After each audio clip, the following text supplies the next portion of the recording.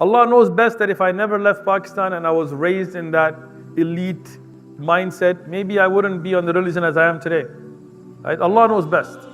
So when my father sold his properties and he sold his businesses, he brought cash money to the US. He didn't come as a refugee. He didn't come on a work visa. He came on a business visa. He was actually invited by the Chamber of Commerce to come to invest. And he brought 300,000 US, and this is, I'm talking about early 80s, cash. And then he transferred a lot more than that. And what he did, he came to the US and he thought it was like Pakistan, where you just start up a business, you get a manager and you live. And he opened up businesses that he had no idea about. He opened up auto body shops and different kinds of businesses. And he would hire somebody and be like, okay, you're the manager, manage everything. He would show up maybe once a day at like noon and hang out for half an hour and then leave, And of course, in the West, you can't run a business like that. You have to be involved, you got to know. So a lot of the managers, they ripped him off and a lot of the business didn't run well and he lost all his money. So he then sold the rest of his property and brought more money back, but I didn't get anything from him in inheritance. So yeah, he finished his money. Alhamdulillah, I thank Allah for it. Allah knows best that if I never left Pakistan and I was raised in that elite mindset, maybe I wouldn't be on the religion as I am today. Right? Allah knows best. If you haven't seen hardships, you don't appreciate good times. Right? So when I came to the US, before that I was in the UK. And it was rough. I haven't discussed this with anybody before publicly, so this is the first. My mom left first. And again, like I said, I was 6, 7 years old. And we went and we stayed with my aunt. And it was very difficult because we were used to living in 14, 15 bedroom houses with 30 servants. Like literally we had 3, 4 drivers just for cars. We had armed, like if you were going to the store, I used to go to school, an armed security guard used to drop me at school and wait there all day until I'm done and walk back with me. And it's not that it was dangerous, it was just that he had that money, so he did it. My father, he used to have like a Mercedes back in those days in Pakistan, like brand new, brought from Germany and all that kind of stuff. So from that, you go in and now you're living in somebody else's house, no servants, no luxury. You're living in 1 bedroom with your mom in an attic, basically, right? So it was difficult. But alhamdulillah, I don't remember it being sad. Like I don't have any sad memories. I just remember it as being very different because we weren't used to that, right? I grew up speaking English even in Pakistan because I went to an English medium school. But obviously when I got to the UK, their English was different. They would make fun of you, right? And they had their own accents, and it was in Manchester, so Mancunians have their own accent, right? And I went to an elementary school, I was 7, 8 years old, but it was racist. At that time especially, it was very race divided. So you had what they would call Pakistani, they use a shorter term, but it's kind of a negative term, so I won't use it. And then they would have the Jamaicans, that was like the black guys there. And then they would have the white guys that would be, with the National Front, which is their skinhead racist ideas. So even elementary school was divided like that. They would call you racist names. And again, my father was a very tough man, a policeman, so he was a tough guy, gun guy.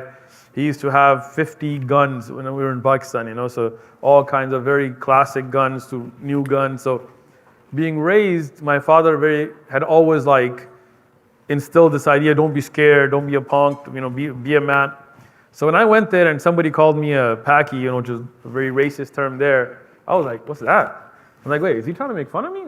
So fist fights it was, But I was very young, and then we were there for about 1.5 years, and then we moved to the US. And that was a bigger culture shock because now I had a British accent, because I adapted. And now we came to the hood, very bad neighborhoods. My parents were trying to come back together at that time, so they did come together, but they were separated. And then they divorced legally, openly. So my mom, even though she had 2 masters, she couldn't get a job because they didn't recognize her degrees. And from Pakistan, so when she went to go work as a single mother, her degrees didn't count. So I remember till today, she started working in a t-shirt factory. Now imagine somebody coming from that kind of wealth and that kind of a background and that kind of education and that kind of elite background, and then working on a press making t-shirts all day. And that wasn't enough to live on. San Diego is very expensive, So she got a second job working as a security guard for criminals that were in the hospital. So when the police arrest somebody and during the arrest they get shot or they get hurt and they put them in the hospital, the police didn't want to have an officer standing all day, so they would hire security to just stand there, and that was her job. And that's rough because those criminals, a lot of times, when they feel a little bit better, they try to run out from the hospital. Some of them would be handcuffed and they would make a big fuss. I remember one time she came and told me one of them, he was handcuffed to like one of those bedside monitors, and he just took the whole thing and jumped out the window, broke the window and just jetted, And then she had to chase him down, and she's like, so it's crazy. And for a small Pakistani woman, it wasn't easy. But again, may Allah reward her, may Allah protect her. She was a very strong woman. Now, that was not easy because if you're working 2 jobs and you're a single mother, who takes care of your son, right? So I didn't have babysitters, I didn't have daycare. Basically, I would go to school, I would go to school on a bus, city bus. I would come home on a city bus, and then there'd be my mom, may Allah reward her, at night she would make food, she would have it prepared. The food would be there, but there was nobody there, And then a lot of times when there wasn't a lot of money, So, like kids nowadays, they go to school and they're like, oh, this guy has these shoes and I need to have these shoes, and this guy has this. I couldn't do any of that, right? Because my mom was working job security. And I could never get myself to tell my mom, buy me something. Because I saw how hard she was working. So, they used to have a brand called Payless. Yeah. Payless shoes were like the worst ghetto, no-name brand. You know Payless? You know Payless, right? So I used to have Payless shoes. And, and you go into school and kids are rocking Jordans and, at that time, the BKs, and then there was the pump. I don't remember the pump, the Nike pumps. They were supposed to make you play basketball better, but I don't think it had anything to do with anything. So kids would have all these shoes and expensive things, even in the ghetto.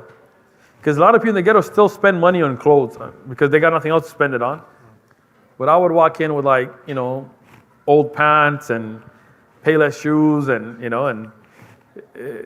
again, when you look at the mindset of being raised originally as the elite of the elite, with 30 servants, and then you go into where even in the ghetto you're broke, it was definitely a big shock.